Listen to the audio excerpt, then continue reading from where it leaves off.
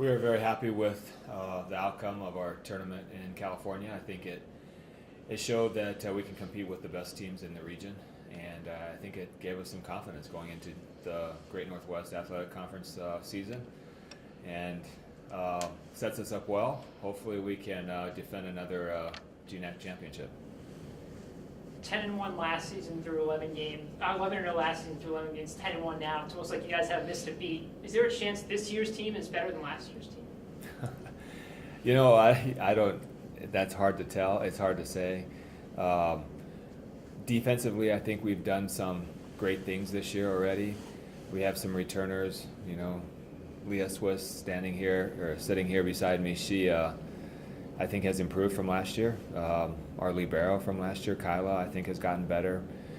But, you know, we lost a ton of offense with the 3 graduating seniors. So it's hard to tell. I hope that we can show the GNAC that the 10-1 record isn't a fluke.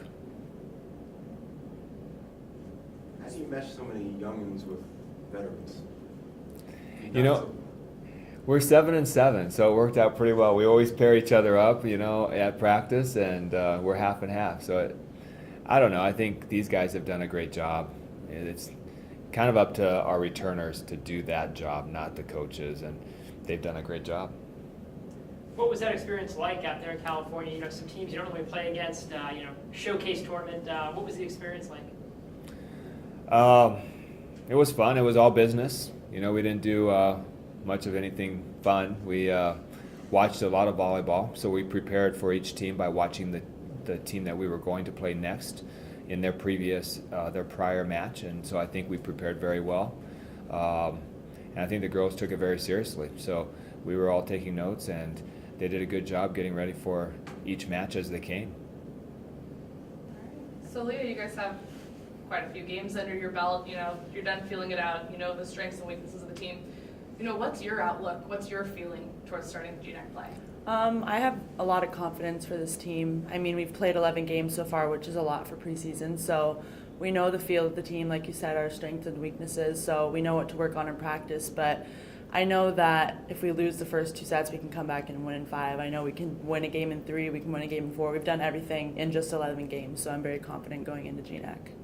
How about looking at these opponents specifically? Do you know anything about them, or are you just kind of relying on your team and what you guys do to come out on top? Well, for this weekend, we have St. Martin's on Friday. So I think they're 4-0 right now. Their hitting percentage is over 300. They have really good hitters. So I think it's a different team than last year because they have a new coach. So we don't really know much about them, but we'll be watching film on them soon, so we'll learn that.